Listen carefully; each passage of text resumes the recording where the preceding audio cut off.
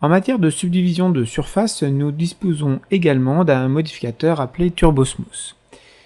Ce modificateur TurboSmooth va être capable de pouvoir subdiviser les surfaces afin d'ajouter beaucoup plus de détails à partir d'un modèle, en général low polygone, à savoir basé sur relativement peu de faces.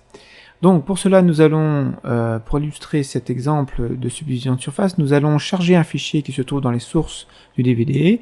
Avec le menu File, Open, nous allons dans le DVD et les formes.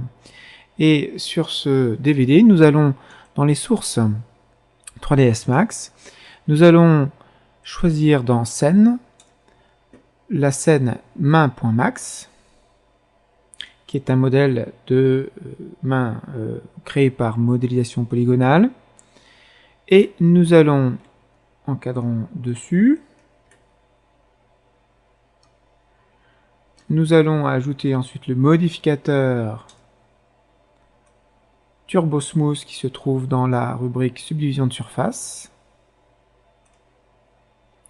Et nous avons tout de suite ici le résultat, à savoir ici. Voyons donc ici le résultat d'un affinement de la surface. Nous pouvons lui demander d'afficher que les lignes Isoline Display, à savoir donc les principales lignes de la géométrie, tout en gardant le résultat lissé. Nous avons ici un premier niveau de subdivision qui peut être également doublé si nous mettons en itération 2. Alors on comprendra mieux la densité du maillage si nous décochons l'Isoline Display.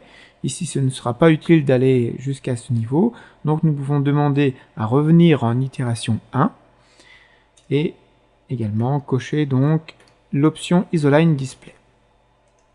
Nous allons maintenant sauvegarder cette scène avec le menu File, Save As. Et dans le projet Ghosty, nous allons appeler cette scène main _ final. Nous enregistrons. La main est donc sauvegardée.